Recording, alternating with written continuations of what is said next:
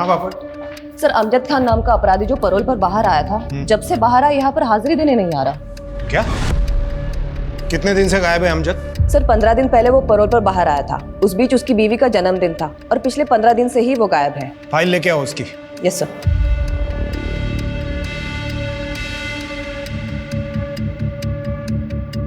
Oh my God, ये अमजद एक drug addict है।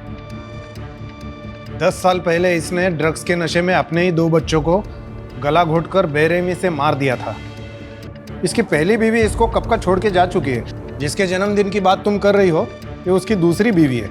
Right sir. बापट, इस अमजद के बारे में इंफॉर्मेशन इतनी लेट क्यों दी? क्यों लोगों की जान खतरे में डाली? अब तक क्यों कोई एक्शन नहीं लिया? सर, हमने उसके वाइफ तारा के पास एक कांस्टेबल को भेजा है पता करने के लिए कि अमजद खान कहाँ है और क्यों। Sorry sir. हेलो, क्या?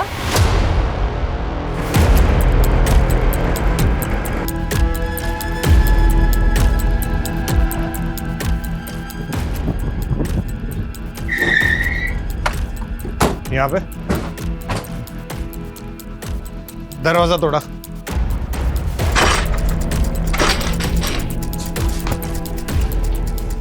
सर्च करो पूरा घर पाटिल, और ये खिड़की खोलो।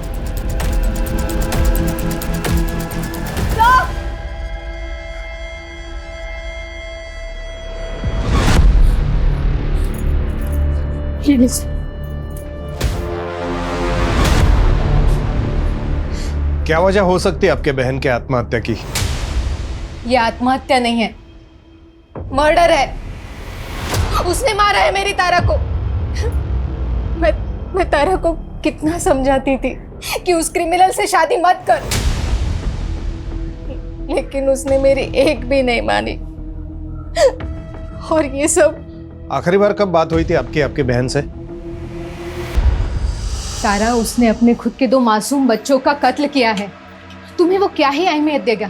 तुम्हें इतनी सी बात समझ नहीं आ रही है कि 2 साल बाद बेल पर बाहर आने पर उसने तुमसे निकाह कर लिया, और इतने सालों में उसने तुम्हें दिया ही क्या है सिवाय तकलीफ के?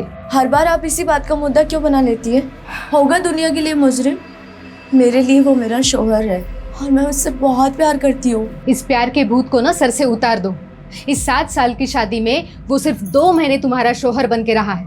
वो सिर्फ कातिल है, कातिल। और इस बात का इंतजार मत करना कि वो एक दिन तुम्हारी भी जान ले ले। वो अभी पैरोल पर बाहर आया है, लेकिन कितना वक्त दिया उसने तुम्हें? दिन रात सिर्फ नशे में धुत रहता है वो।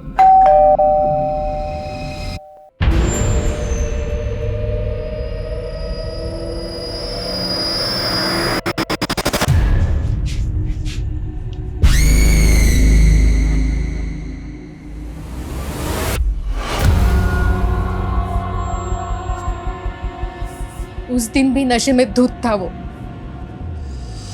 1 नंबर का एहसान फरामोश आदमी है वो। मेरी तारा ने क्या कुछ नहीं किया उसके लिए, फिर भी उसे मारता रहा, पीटता रहा, कभी रुका ही नहीं। बापट, हमारी मुश्किलें बढ़ने वाली है। कोर्ट हमसे सवाल करेगा। ये अमजद एक हार्ड एंडेड क्रिमिनल है। हो सकता है ये तारा के मर्डर के पीछे भी वही हो। इस अमजद को किसी भी हाल में पकड़ना होगा, इससे पहले कि वो और क्राइम करे। एक काम करो, इन 10 सालों में उसने क्या किया, कहाँ गया, किससे मिला, सब पता कर। अम्मी, अब्बू, जल्दी आइए ना। अरे आ रहे हैं भाई। अम्मी, मेरी प्यारी अम्मी, अल्लाह ने उन्हें सुपरमैन बनाया है। वो दिन रात हम सब का ख्याल रखती है, पर कभी नहीं थकती है। अरे भाईजान, अम्मी तो औरत है, वो कैसे सुपरमैन हो सकती है? वो तो सुपर वुमन है ना? तौफीक मियां, लिखा आपने बहुत खूब है, लेकिन एक बात बताइए, सब कुछ आपने अम्मी के लिए लिख दिया, अपने अब्बू के लिए कुछ नहीं? हाँ मियां, 1-2 तारीफ के लफ्ज हमारे लिए भी कह देते। नहीं नहीं अब्बू, भाईजान नहीं, मैं आपके लिए लिखूंगी, वो भी ढेर सारा और अच्छा अच्छा। अभी तुम लोगों का मुशायरा खत्म हो गया हो तो चले? देर हो रही है, तुम्हें स्कूल के लिए और मुझे काम पे भी जाना है। अच्छा, टिफिन दोनों का बैग में रख दिया है, बाहर का कोई कचरा नहीं खाओगे, ठीक है? यही खाना है। ठीक है अम्मी। ठीक है अम्मी। देखो भाई, अगर तुम दोनों ने अपनी अम्मी की बात मानी तो आज शाम को मैं तुम दोनों को तुम्हारी फेवरेट भेल खिला सकता हूँ। आओ। अरे अरे जल्दी आ, चलो चलो चलो बाय।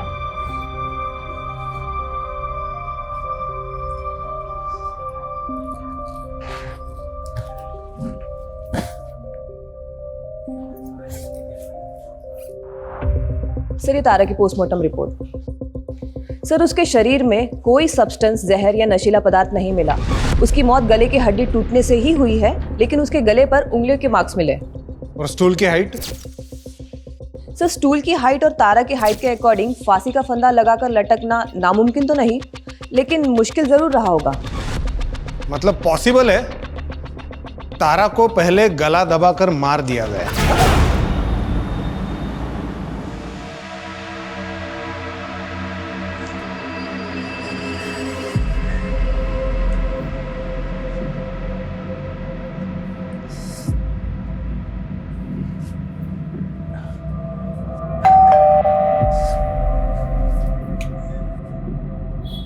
सर मैं वो औरतों की जरूरत का सामान बेचती हूँ। आपके घर में कोई औरत है तो प्लीज बुला दीजिए। हाँ है, मेरी बीवी है ना सुनीता। अगे सुनीता बाहर है। शायद वो बाथरूम में होगी। अरे आप बाहर क्यों खड़ी है? अंदर आइए, अंदर आके उसे आराम से समझा दी। आइए आइए आइए।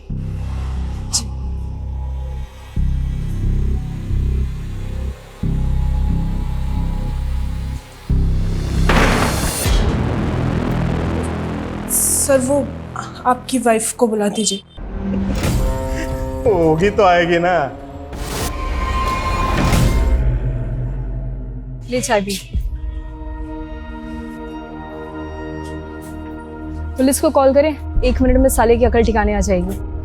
नहीं नहीं, इससे बात घर तक चली जाएगी, सबा को पता चल जाएगा। अच्छा ये ना उन्हें पता चल जाए कि उनकी बीवी किन हालातों में काम करती है। कम से कम काम तो ढूंढेंगे जल्द से जल्द।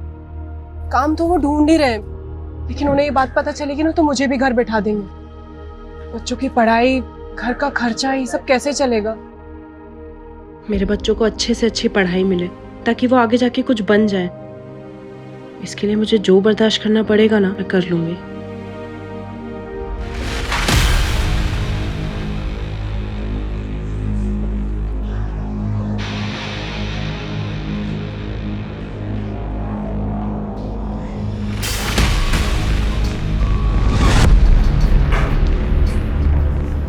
ये पूरी लिस्ट क्रॉस चेक करवाओ।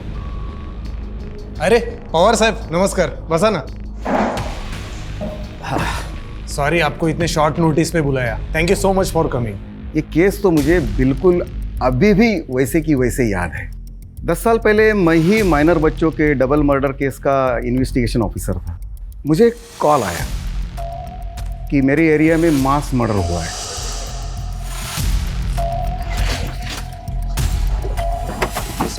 बघा आगा रहे। दोनों बच्चों को गला दबाकर मारा गया था।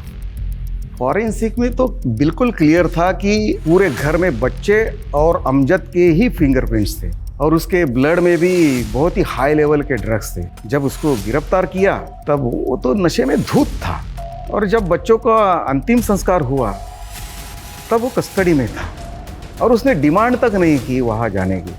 पवार साहब हमें डाउट है कि तारा का मर्डर भी उसी ने किया है। तारा के गले पर फिंगरप्रिंट्स मिले हैं हमें। प्रॉब्लम यह है कि इतना खतरनाक गुनहगार गायब झालाय और पता नहीं वो आगे जाके क्या करेगा।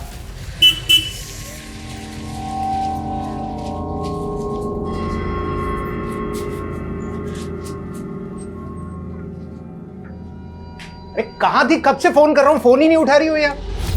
कहाँ थी मतलब? काम पे थी ना। फोन साइलेंट है इसलिए पता नहीं चला। अरे वो तौफीक और रजिया अभी तक स्कूल से घर नहीं लौटे।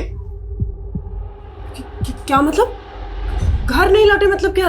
आप ही जाते हो ना उन्हें लेने के लिए? अरे वो मैं थोड़ा सा लेट हो गया था, वहां गया तो गार्ड ने बोला कि बच्चे तो घर के लिए निकल गए स्कूल से। अरे ऐसे कैसे निकल गए? और वो वॉचमैन क्या कर रहा था? इतने छोटे बच्चों को अकेले कैसे जाने दिया उसने? अरे मैं कैसे बता सकता हूँ यार, मुझसे क्यों पूछ रही हो ऐसे फालतू के सवाल? अरे क्योंकि आपकी जिम्मेदारी बनती थी। बच्चे, पता नहीं मेरे बच्चे कहाँ होंगे, किस हाल में होंगे। सब मेरे बच्चों को ढूंढना होगा। आसपास ही होंगे। अरे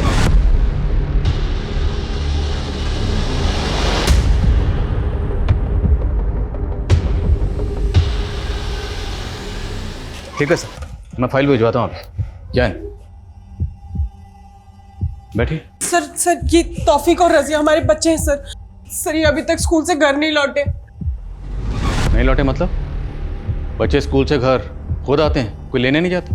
कोई स्कूल बस या वैन? सर इनकी छुट्टी के वक्त मैं काम पे रहती हूँ तो सबा उनको लेने जाते हैं। आज इनको थोड़ी देर हो गई तो वॉचमैन ने उनको रोका ही नहीं, बस जाने दिया। किस स्कूल में पढ़ते हैं?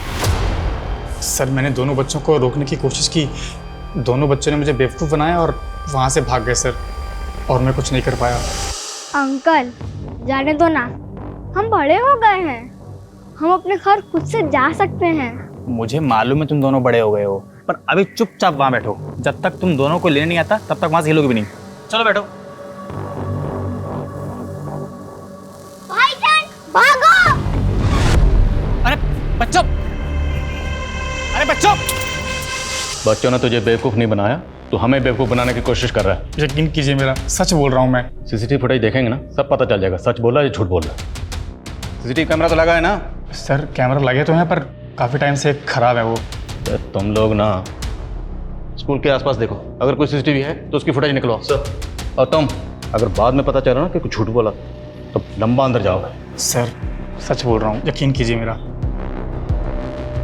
सर हमें सर ये स्कूल के पास का सीसीटीवी फुटेज मिला है, जिसमें बच्चे किसी आदमी से बात कर रहे हैं, लेकिन सर इसका चेहरा नहीं दिखाई देता।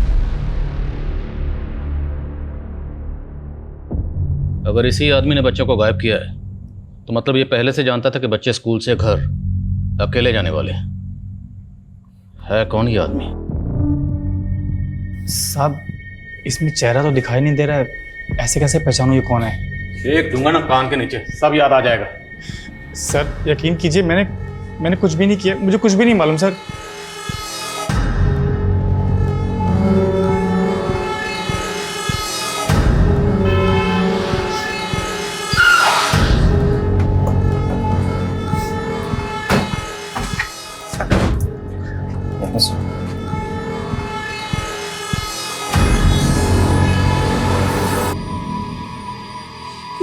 ये कौन है ये आदमी? सब ये आदमी कौन है? ये कहाँ लेके जा रहे हैं मेरे बच्चों को? बेफिक्र रहिए, हम जल्द पता लगा लेंगे आदमी कौन है और आपके बच्चों को लेकर कहाँ गया है। अरे सब कुछ अकेले करती हूँ मैं, आपका, बच्चों का, घर का, सबका। इतनी जिल्लत बर्दाश्त करके 4 पैसे कमा के लाती हूँ कि गुजारा हो सके हमारा। सबके बदले में आपको सिर्फ एक काम सौंपा था, बच्चों को स्कूल से लेकर आने का, वो भी नहीं कर पाए आप। इतना सा काम नहीं कर पाए आप। पता नहीं मेरे बच्चे कहाँ होंगे, कौन लेकर गया होगा। अब हो गई गलती, कैसे ठीक करूं इस गलती को?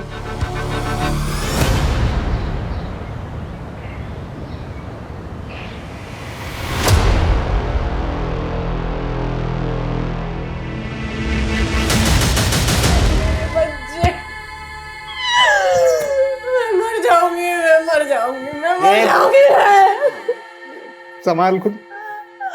मेरे बच्चों को मैं नहीं जी पाऊंगी। मेरे सारी गलती मेरी है। अगर किसी को मरना चाहिए तो मुझे मरना चाहिए, मुझे कोई हक नहीं है जीने का। मेरे बच्चों का ख्याल नहीं, मैं मर जाऊं। मेरे बच्चों का नाज, नाज, नाज, नाज।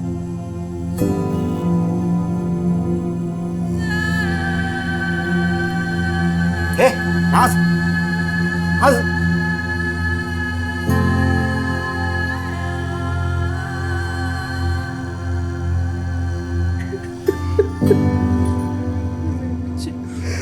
सबा मेरे बच्चे, मेरे बच्चे। वाघमारे, उन दोनों के कॉल डिटेल्स मुझे आज के आज मिल जाने चाहिए। सर हाँ सर, अमजद के बारे में पता चला है कि उसका सिर्फ एक ही दोस्त है, मलिक, जो 6 साल से उसके साथ जेल में था। दोनों एक ही बैरक में थे और वहीं पे दोनों की दोस्ती हुई।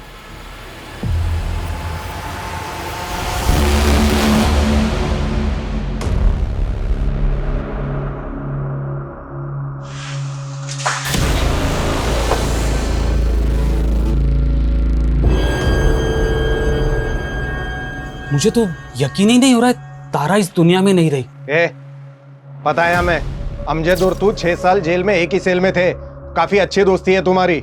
चल बता, अमजद क्या प्लान कर रहा था आणि आता कुठे है तू? साहब कुछ बोल नहीं सकते उसके बारे में, कोई भरोसा नहीं है उसका। वो कब क्या करेगा, बहुत उल्टी खोपड़ी का आदमी है वो। खत्म कर बाकी सब खत्म कर दूंगा, सब तबाह कर दूंगा मैं। अमजद होश में आ। अरे अपने 2 बच्चों को तो मार चुका है, और किसको खत्म करेगा, किसको तबाह करेगा तू? और हाँ, मैंने अपने दोनों बच्चों को मार दिया। अब क्या करूं मैं? किसको मारूं? हाँ? खुद को मार दो। अब क्या करूं बोल? किसके लिए जीऊं मैं? अमजद मेरे भाई, भूल जा अपने गुजरे हुए कल को। आज मैं जी भाई, आज मैं जी। अरे इतनी प्यारी बीवी मिली है तुझे तारा,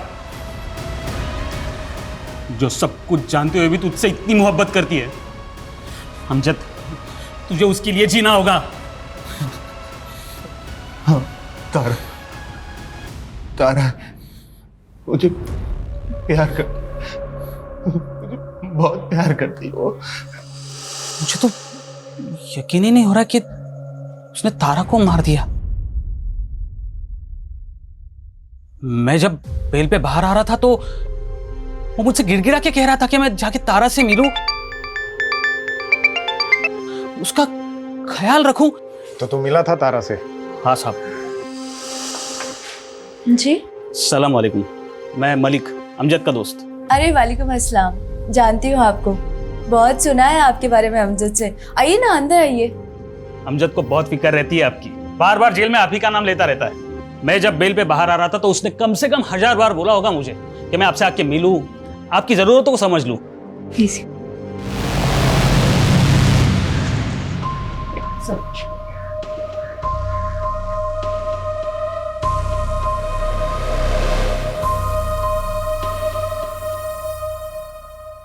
मलिक, ये अमजद जब पैरोल पर बाहर आया था तो दोस्ती का फर्ज निभाने तू मिला भी था ना उसे, झगड़ा हुआ था तुम्हारा, और वो भी उसी रात जिस रात उसने तारा का मर्डर किया था। और मैं पूछ नहीं रहा हूं, बता रहा हूं, इसलिए बिना टाइम वेस्ट किए जो कुछ भी हुआ था बता दे। बोल लौकर।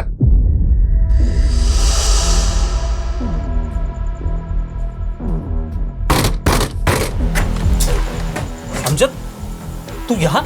साली कमीने, दोस्त बोलता है मेरे को, पीठ में छुरा भोंक दिया दोस्त के। क्या बोला था? मेरी तारा का ख्याल रखना। गद्दारी करती है। अरे चुप कर साले नशेड़ी, कुछ भी बकवास करता रहता है। क्या बोला उसको?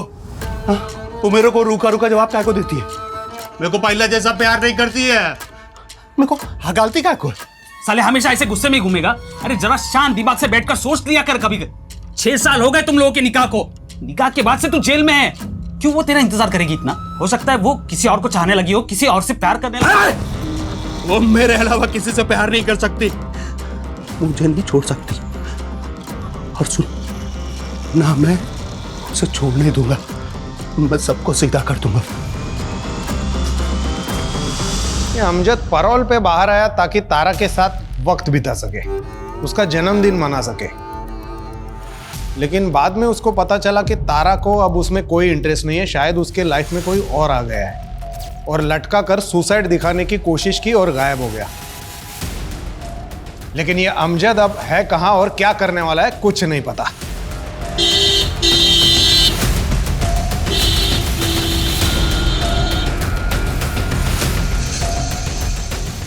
आप ऐसे अंदर नहीं आ सकते। क्या लगा रखा है आपने? हैं?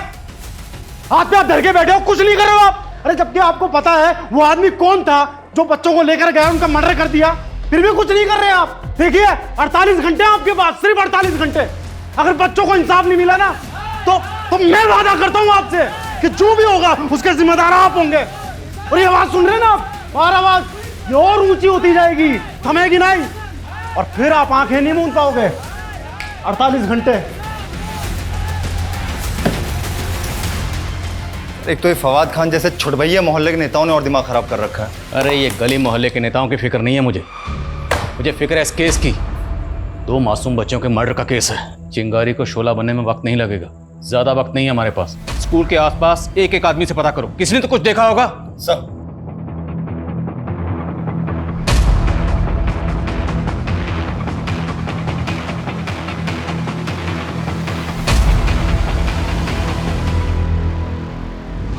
साहब मैं देखा उस आदमी को, बंदा सा लग रहा था, बड़ी दाढ़ी थी।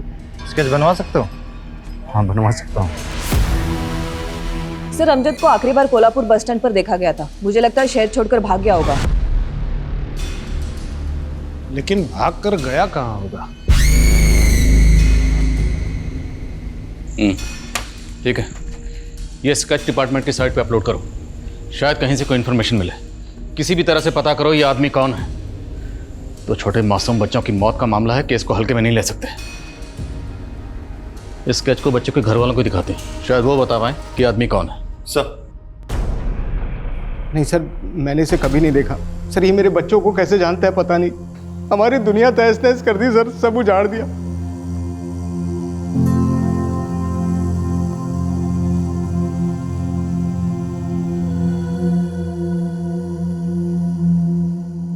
ये लो, ये स्केच मोहल्ले का इंसान के हाथ में होना चाहिए, है ना? सब कुछ अकल याद करा दो इसकी।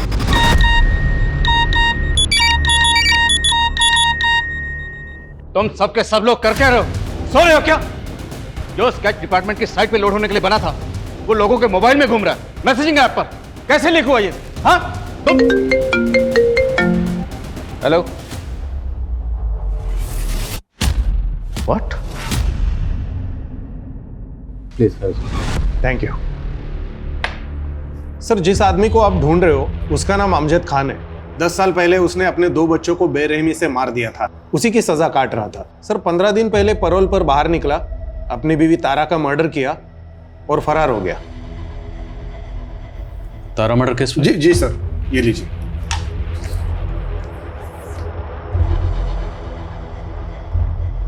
सर ये अमजद खान है और ये तारा उसकी दूसरी बीवी, और सर ये 2 बच्चे जिनको अमजद ने मार दिया था।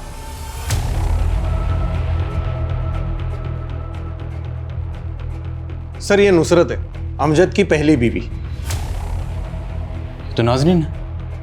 नाजनीन? नहीं सर, ये नुसरत है, नुसरत आजमी, अमजद की पहली बीवी। जिन 2 बच्चों के अमजद ने मर्डर किए वो इसी से थे।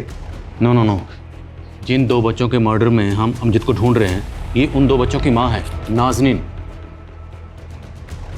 सर हमारे इन्वेस्टिगेशन में हमें पता चला कि अमजद अपने पहली पत्नी को बहुत मारता पीटता था। उन 2 बच्चों का मर्डर करने से कुछ दिन पहले उसने इसको बहुत मारा पीटा था और घर से बाहर निकाल दिया था, फिर बाद में बच्चों का मर्डर किया। मतलब ये नाजनीन पहले नुसरत थी, तो सबा से पहले ये अमजद की बीवी थी। सबा, सबा मेरे पास अब ज्यादा वक्त नहीं बचा है। मेरे बच्चे मुझे अपने पास बुला रहे। मेरा तौफीक, मेरी रसिया अपनी अम्मी को अपने पास बुला रहे। सबा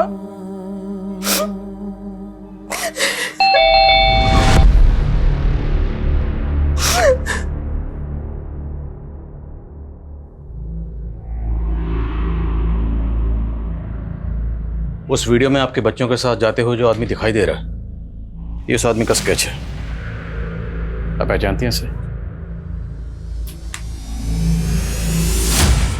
सर ये तो अमजद है, इसने मेरे बच्चों का कत्ल किया है।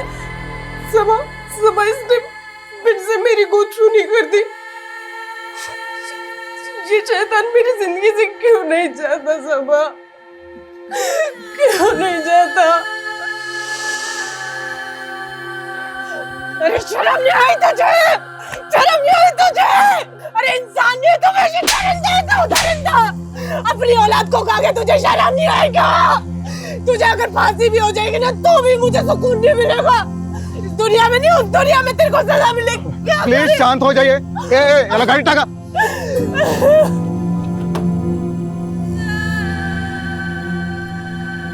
मैं उस इंसान के साये से भी दूर जाना चाहती थी। इस इसलिए मैंने उस घर से अपने बच्चों की यादें समेटी और वहां से निकल गई। और मैं फिर यहाँ आ गई अपनी खाला के घर। सबा मेरी खाला के पड़ोसी थे। अमजद की औलाद तौफीक मेरी गोद में होते हुए भी सबा ने मुझसे मोहब्बत की, मेरे लिए निकाह का पैगाम भेजा। खाला के सब जाने के बाद मैंने सबा से निकाह कर लिया और शादी के कुछ साल बाद रजिया पैदा हुई। बहुत खुशहाल परिवार था सर हमारा, लेकिन इस अमजद ने इसने एक बार फिर से मेरी गोद चूनी कर दी, सब कुछ खत्म कर दिया इसने।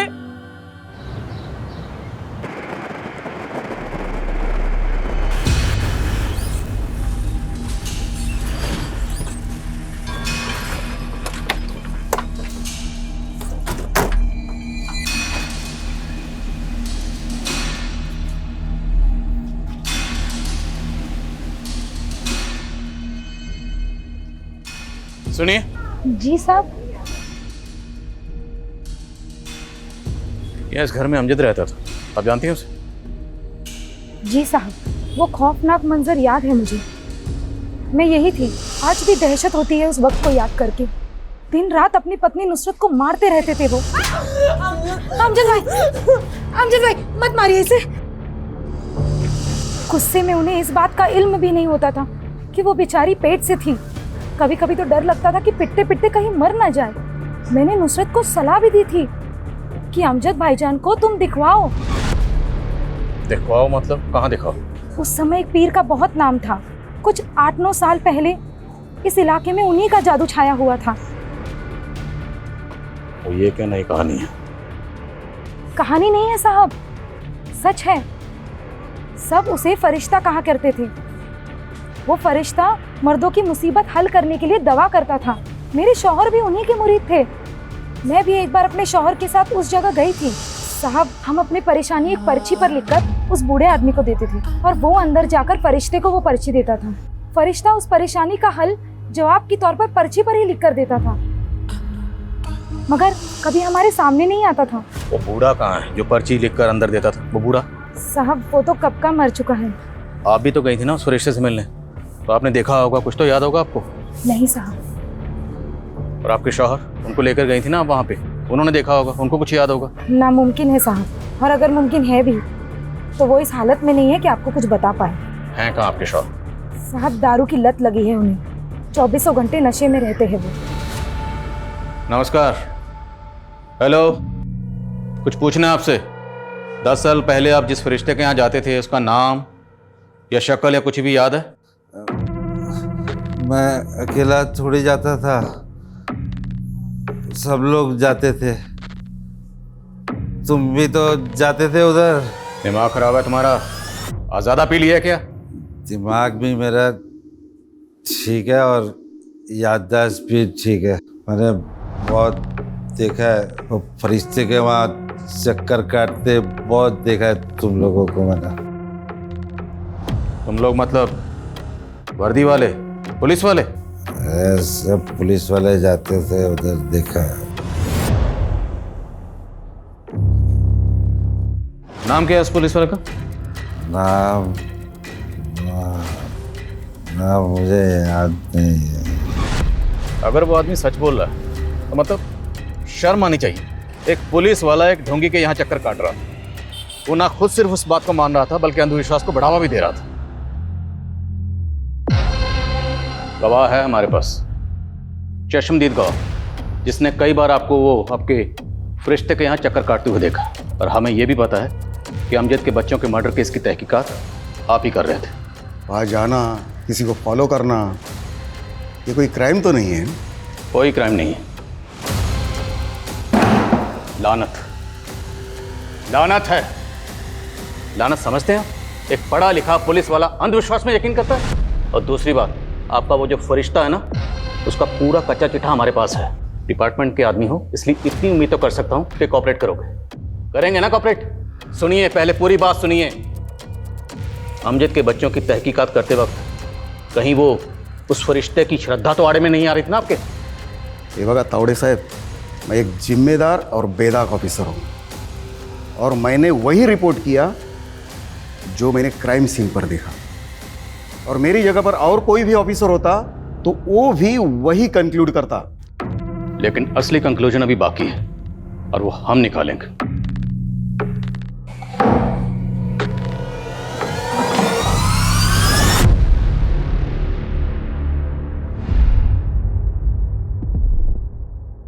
सर, पता चल गया थाने में फरिश्ते की दुकान चलाने में मदद कौन कर रहा था। कौन है?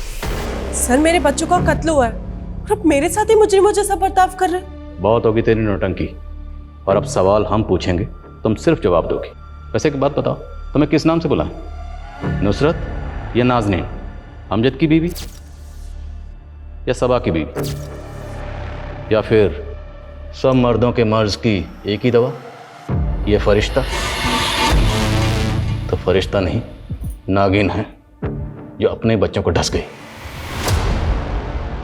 10 साल पहले वो पीआई पवार तेरा क्लाइंट था ना? क्लाइंट नहीं, फॉलोवर। फॉलोअर नहीं, अंधविश्वासी। अब पवार के अलावा तेरे कोल्हापुर में जितने क्लाइंट थे ना, सबकी लिस्ट है हमारे पास। उसकी भी, जिसकी मदद से तुम थाने में अपने कर्म कांड की दुकान चला रही थी। सबका पता चल गया हमें। झूठ है सर, ये किसकी बात कर रहे हैं आप? मैं नहीं जानती किसी को।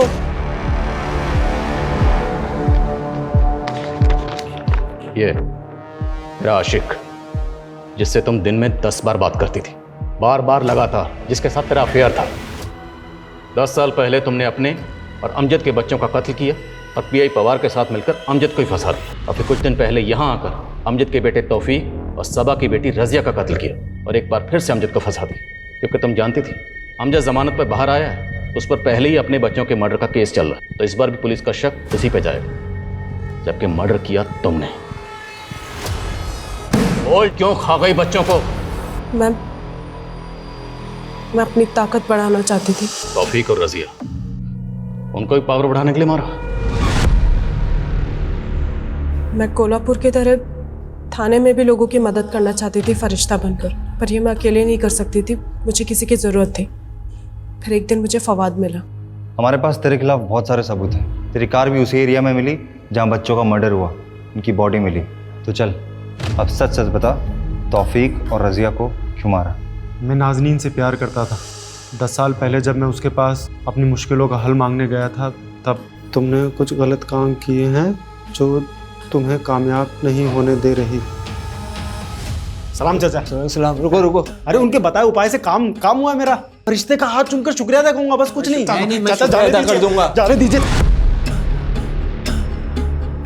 ऐसी ज़हनी और करिश्माई औरत मुझे ज़िंदगी में नहीं दिखी, पर एक दिन पता चला वो कहीं चली गई। फिर कुछ समय बाद वो मुझे यहाँ थाने में मिली। मैं उसे खोना नहीं चाहता था, इसलिए मैंने उसे अपने प्यार के बारे में बताया। फवाद, मैंने फिर से वो ख्वाब देखा है, बच्चों की कुर्बानी देनी होगी, उससे मेरी ताकत में इजाफा होगा। लेकिन उसके बाद हम निकाह कर लेंगे। मैं तुमसे और दूर नहीं रह सकता। मुझे पता था अमजद पैरोल पे बाहर आया है, उसकी बीवी ने खुदकुशी कर ली है। मैं जानती थी वो मुझे मिलने और अपनी औलाद तौफीक को देखने ज़रूर आएगा। वो जब मैं जेल गया था तो तुम पेट से थी ना? क्या हुआ था बता ना। बेटा हुआ था। कहाँ है मेरा? एक बार। ठीक है, बच्चे अभी स्कूल गए, 12:30 बजे छूटेंगे। फवाद, जिस मौके की हमें तलाश थी वो मौका खुद चल के हमारे पास आ गया। सबा हमेशा बच्चों को लेने देरी से पहुंचता था और बच्चे स्कूल से निकल गए और मेरी तरकीब काम कर गई। तौफीक बेटा, मैं अमजद हूँ, तुम्हारी अम्मी का दोस्त। ये चॉकलेट ले लो। नहीं, हमें कुछ नहीं चाहिए। थोड़ी दूर पर हमारे अब्बा हमें मिल जाएंगे, आप जाइए।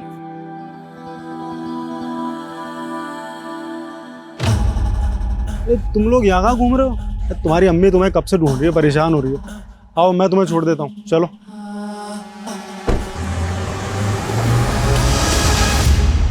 कैसी माँ है तू? दरअसल तुझे माँ कहना माँ लफ्ज की तौहीन है। अपने ही 4 बच्चों को खा गई और जरा अफसोस नहीं, और फंसाया भी किसको? बच्चों के बाप को। तुझे जहन्नुम में भी जगह नहीं मिलेगी। हमें अमजद को जल्द से जल्द ढूंढना होगा।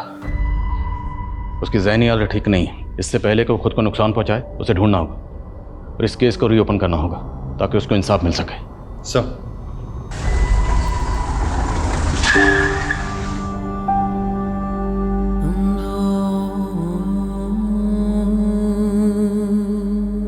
अमजद सच बोल रहा था। उसने गुस्से में तारा की गर्दन पकड़ी जरूर थी, पर उसने तारा को मारा नहीं था। तारा ने खुदकुशी की थी। एक अंधविश्वासी औरत ने अमजद जैसे बेगुनाह इंसान को एक बार नहीं बल्कि 2 बार झूठे जुर्म में फंसाने की कोशिश की। हालांकि पहली बार सच को सामने आने में इतना ज्यादा वक्त लग गया, जिसके चलते अमजद की जहनी हालत पूरी तरह से बिगड़ चुकी। पर अब केस रीओपन हुआ और हम पूरी कोशिश करेंगे कि अमजद को इंसाफ मिले। इस स्पेशल सीरीज में हम ऐसी ही कई और हैरत अंगेज और दिल दहला देने वाली कहानियां लेकर आते रहेंगे, जो कल्पना से भयानक सच और सबक दोनों हमारे सामने रखेंगे। जय हिंद। क्राइम पेट्रोल के ऐसे ही मजेदार एपिसोड्स देखने के लिए हमारे चैनल को सब्सक्राइब करें